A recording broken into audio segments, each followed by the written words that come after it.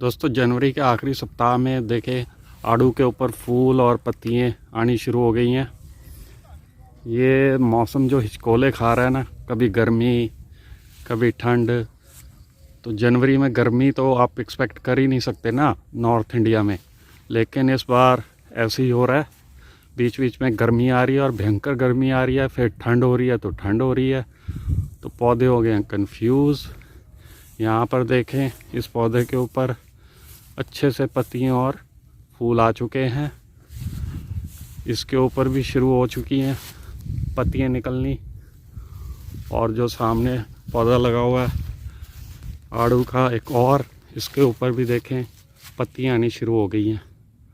So this is not a good sign. जनवरी के आखिर में ऐसा ठीक नहीं है ये सब। अमूमन ये फ्लावरिंग जो है ना फरवरी एंड से शुरू होती है या मार्च फर्स्ट वीक से, लेकिन एक महीना एडवांस। पिछले साल भी थोड़ी गड़बड़ हुई थी, तो कुछ पौधों पे जो है आड़ू की फसल नहीं उतर पाई थी, क्योंकि मौसम का मिजाज जो है वो पौधों के हिसाब से नहीं चल रहा। तो इस साल भी यही लग रहा है। चलो फिंगर्स क्रॉस्ड हैं, अभी आगे देखेंगे जब फल आएगा। दोस्तों मेरे पीछे जो पौधा नज़र आ रहा है ये है वाइट जामुन का। बड़ी खूबसूरत नस्ल है, वाइट कलर का जामुन होता है इसके ऊपर, और इसका फ्लेवर जो है बहुत ही यूनिक है। अभी तक मैं अनफॉर्चुनेटली इसके ऊपर फल नहीं ले पाया पूरी तरह से। एक ही साल थोड़े से लगे थे इसलिए टेस्ट कर पाया। लास्ट ईयर भी गर्मी ज़्यादा होने की वजह से एकदम से इसके फल जितने भी लगे हुए थे वो झड़ गए। तो इस साल मैं निगरानी रख रहा हूँ इसके ऊपर कि कैसे इसकी मैनेजमेंट करनी है।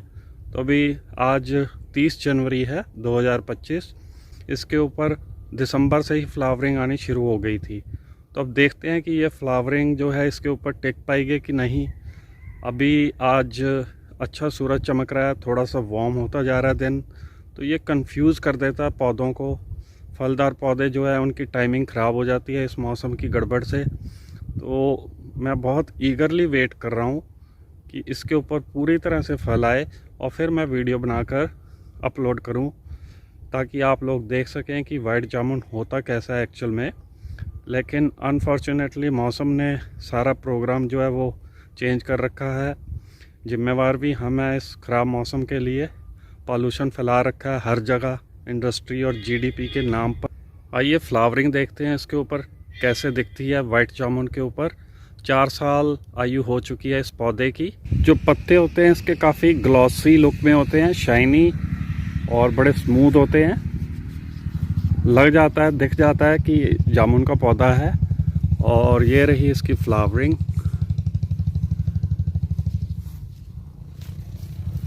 बसंत पंचमी भी इस बार पास आ रही है, 2 फरवरी की है, अर्ली है बसंत पंचमी। तो अगर बसंत पंचमी के हिसाब से मौसम देखा जाए तो इस बार गर्मी जल्दी आएगी। बाकी कुदरत है, जिस हिसाब से इंसानों ने पूरी धरती का सत्यानाश किया हुआ है पॉल्यूशन फैला के, उसकी वजह से मौसम काफ़ी बदल चुका है कुछ सालों में। और हम लोग भी देखते आ रहे हैं जो 50 वर्ष की आयु के आसपास हैं कि काफ़ी बदलाव हो चुका है मौसम में। तो फ्लावरिंग तो इसके ऊपर अच्छी आई हुई है। हर टहनी के ऊपर गुच्छे लगे हुए हैं इसके ऊपर। अब वेट करते हैं, तकरीबन 2-3 हफ्ते में रिज़ल्ट इसका नज़र आएगा, इसके ऊपर फ्रूटिंग आएगी या नहीं। पूरा पौधा ऐसे दिखता है, बहुत खूबसूरत दिखता है दूर से। 4 साल आयु हो चुकी है इसकी, 5वें वर्ष में है। अगर किसी फार्मर ने ये पौधा लगा रखा है तो आप कमेंट कर सकते हैं इसके ऊपर इसकी देख रेख कैसे करनी है, कैसे इसका फल आता है। तो उससे थोड़ा मेरे को भी आइडिया मिल जाएगा और मैं भी शेयर कर सकता हूँ अन्य जो किसान भाई या दूसरे दोस्त देखते हैं मेरे चैनल को। सामने जो सूखा पौधा नज़र आ रहा है जिसके ऊपर ये येलो कलर का साइट्रस फ्रूट है, ये मौसम्बी है भाई। ये भी 4थे साल में है, 3 साल की इसकी आयु है। और इस समय ये पौधा हाफ डेड हो गया है। मैंने पूरी कोशिश की इसको रिवाइव करने की, पर बात नहीं बनी। ये कहीं कहीं इक्का दुक्का 2-4 टहनियाँ हैं जो हरी हैं, बाकी सूखी पड़ी हैं। और इस बार फल खूब आया था, लेकिन ऐसे ही सूख सूख कर झड़ गया। तो साइट्रस जो फल होते हैं, संतरा हो गया, किन्नू हो गया, मौसम्बी होगी, ये नॉर्थ इंडिया में हमारी वाली बेल्ट जो है मुश्किल से चल पा रहा है। साइट्रस फ्रूट के जो प्लांट हैं मेरे इधर अच्छी रिस्पांस नहीं दे रहे।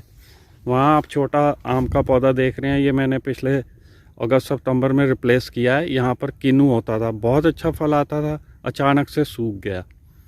तो रीज़न समझ नहीं आ रही कि यहाँ का वेदर जो है वो कंड्यूसिव नहीं है, शायद ज़्यादा ठंड पड़ जाती है सर्दियों में, उस वजह से ये सूखते हैं। और दोस्तों ने किसी ने लगा रखा हो पंजाब में, जैसे किन्नू की खेती बड़ी हैवी स्केल पे की जाती है, तो वहाँ का फार्मर कोई कमेंट सेक्शन में समझाए भी ऐसा क्यों होता है साइट्रस फ्रूट के पौधों के साथ, तो मेरे को भी थोड़ी इन्फॉर्मेशन मिल जाएगी और मैं भी आगे ये शेयर कर सकता हूँ हर किसान भाई से जो मेरा चैनल देखते हैं। ये अमरूद का है, अमरूद के 12-13 पेड़ लगा रखे हैं मैंने। हिसार सफ़ेदा वैरायटी है मेरे पास, बट इसके ऊपर भी अब तो ऑलमोस्ट 6-7 महीने हो गया कोई फ्लावरिंग नहीं आई, कोई फल नहीं लगा। प्रूनिंग भी मैंने टाइमली की थी, तो इशू मेरे को समझ नहीं आ रहा अभी क्या हो रहा है इसके साथ। अमरूद के पौधे पिछले साल से ही गड़बड़ कर रहे हैं, फ्लावरिंग भी नहीं आ पा रही ढंग से और फ्रूटिंग भी नहीं। सामने पौधा नींबू का है, मैंने ऐसे ही छोड़ा, बिल्कुल वाइल्ड, मैं पानी तक नहीं लगाता इनको।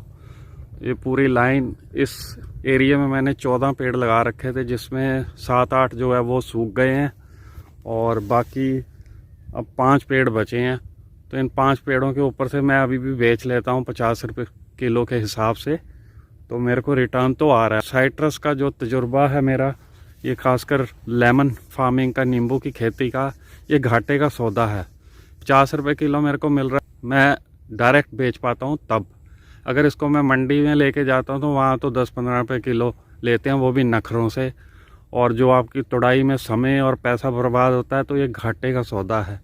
तो मैंने पिछले 4 साल में कई बाग लगते देखे नींबू के, और उखड़ते हुए भी, क्योंकि इसमें वाइबिलिटी नहीं निकल पाती।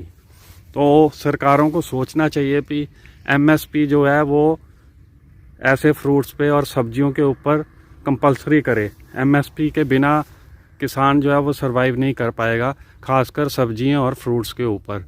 अगर मिनिमम सपोर्ट प्राइस होगा तो हम लोग फिर ये इस टाइप की जो ज़्यादा खर्चा करवाने वाली खेती है, इसमें रिस्क ले सकते हैं।